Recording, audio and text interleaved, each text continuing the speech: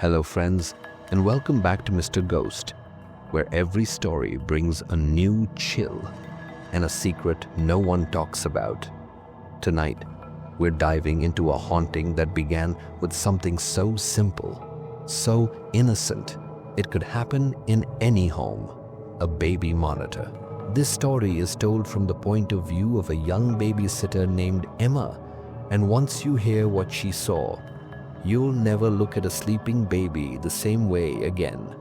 Before we begin, don't forget to subscribe to the channel if you enjoy real, terrifying tales that make you question everything around you.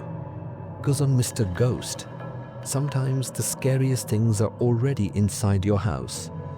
My name's Emma, and this happened just last year, a night that still haunts me every time I close my eyes. I'd been babysitting for the Thompsons, a kind couple who lived in a quiet, tree-lined suburb. Their baby girl, Lily, was only 9 months old. She had this angelic little face and an adorable habit of curling her toes when she laughed. It was impossible not to love her. The Thompsons had just installed a brand new baby monitor system. One of those high-end ones with two-way audio, night vision, and motion alerts. It could even pan and zoom remotely. They gave me a quick tutorial before heading out to a late dinner. I assured them everything would be fine. By 8:30, Lily was fast asleep in her crib. I turned on the baby monitor and brought it downstairs to the living room with me. I curled up on the couch with a book and kept the monitor screen in my line of sight, just in case. Everything was calm for a while. I remember looking at the screen around 9:45. Lily was sleeping soundly, the night vision showing her faintly glowing form curled up with a stuffed bunny. But at 10:07 p.m., I'll never forget the time, I heard a noise through the monitor. Not a baby sound, not a cry or coo. It was a giggle, but low, raspy, and definitely not from a baby. It sounded like it came from deep in the chest of someone who'd smoked cigarettes for decades. I froze. My eyes shot to the screen. Lily was still lying in the crib. Nothing seemed out of place at first. And then the camera began to pan. On its own. It turned slowly, unnaturally smooth, and pointed toward the far corner of the nursery. At first, I thought the system was glitching, but then I saw it. A figure, crouched low in the shadows. Too tall to be a child, too still to be a person. Its skin wasn't pale. It was gray-black, like rotting charcoal. It had no visible eyes, just two deep, sunken voids that seemed to absorb the light from the monitor's infrared.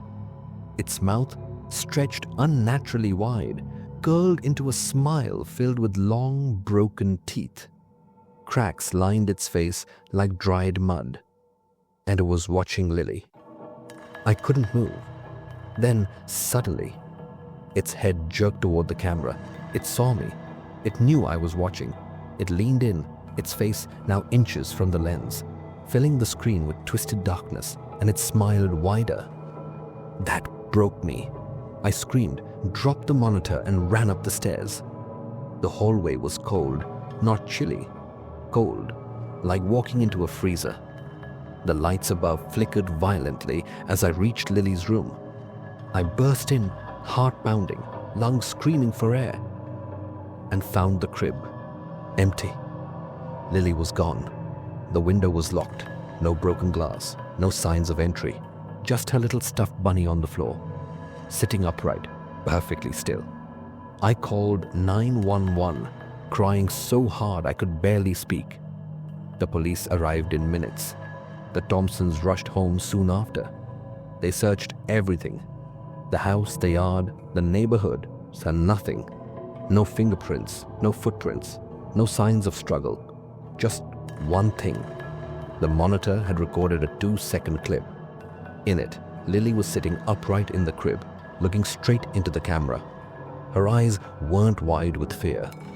They were glassy, blank, as if she was sleepwalking.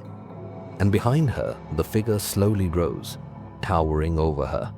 It leaned down, whispered something into her ear, and then, in an instant, they both vanished. Gone, like smoke. The clip was deleted from the cloud the next morning. The company said it was a server malfunction.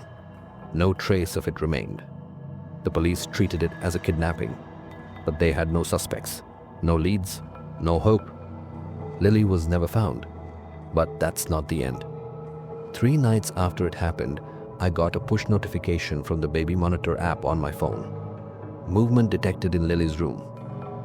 I had already deleted the app. I double-checked. It wasn't even installed anymore. That night, I dreamed of Lily. She was standing in a hallway of shadows, holding her bunny by one torn ear. Her mouth was stitched shut. Her eyes were black holes. Behind her, it stood. That thing from the monitor. Except this time, it didn't smile. It spoke, with Lily's voice. "I'm still here, Emma, but I'm not alone anymore." I woke up screaming. I hadn't told anyone about the dream, not even my therapist. But then, I got a letter. No return address, just my name, scrawled in shaky handwriting. Inside, one sentence. "The monitor still sees her." And a photo. A grainy image of a crib. And inside, something crouched in the corner, watching, still smiling. If you've ever babysat or used a baby monitor, you know how unsettling those little sounds can be. But Emma's story, it leaves us wondering, what if we're not just watching, but being watched? Let us know in the comments. Would you ever trust a baby monitor again? And if you've had a similar unexplainable experience, send it to us. Maybe we'll feature your story next. I'm Mr. Ghost, and I'll see you again, where the darkness speaks louder than light.